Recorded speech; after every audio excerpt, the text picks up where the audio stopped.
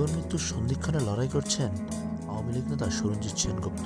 গুরুতর অসুস্থ অবস্থায় সুরঞ্জিত সেনগুপ্তকে রাজধানীর ল্যাবেট হাসপাতালে করোনারি কেয়ার ইউনিটে রাখা হয়েছে।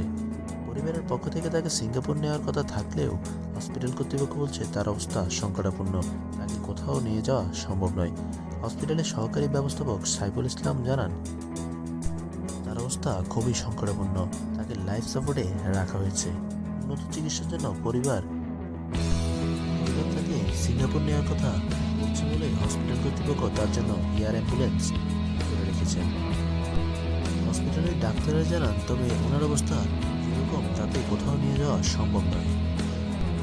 সকালে ওনার শারীরিক অবস্থা দেখে চিকিৎসকরা সিদ্ধান্ত নেবেন বলে জানিয়েছেন হসপিটাল কর্তৃপক্ষ।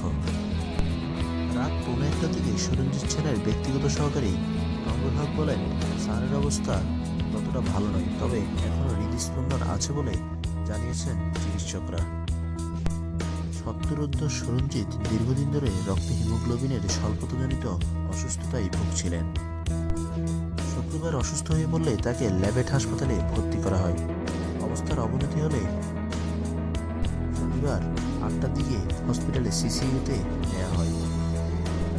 এর আগে গত বছর মে মাসে শ্বাসকষ্ট নিয়ে হসপিটালে ভর্তি হয়েছিল সুরঞ্জিত সেনগুপ্ত।